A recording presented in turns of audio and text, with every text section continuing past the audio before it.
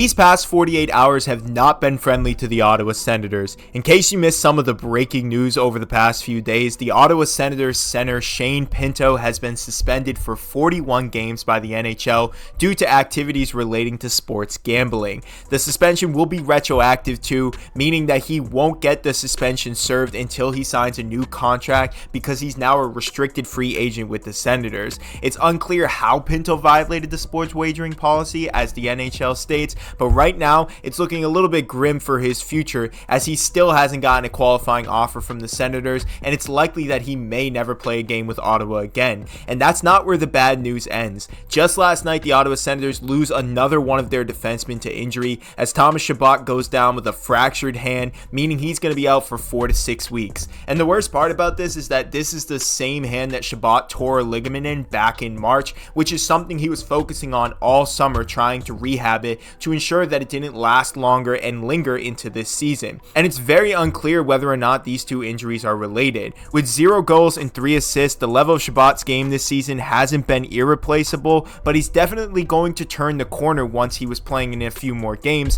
which means that it's not going to be great for them as he goes on LTIR for the next couple of weeks. So what does this mean for the Ottawa Senators? Now, losing these two players are essential pieces to their roster success this year, and after starting off hot and falling off a little bit, I don't know if I have as much faith in the Ottawa Senators to continue making this season a success and pushing themselves into the playoffs, considering how competitive the East is this year. I mean, look at teams like the Boston Bruins starting off 6-0-1, the Buffalo Sabres seem to be turning it around, and the Detroit Red Wings look fantastic to start the year. Now, I'm not saying that their playoff hopes are over, but with silly things like gambling coming into play and now an injury to one of your best defensemen, I don't know if the future of this team's season is going to be that great, considering all the things that are happening. Now, one more bad thing that happens to the Ottawa Senators, and this team can basically be counted out for the first part of this year. Now, I don't want to be over dramatic, but I think these two things are very unfortunate for a hockey club that looked to be one of the more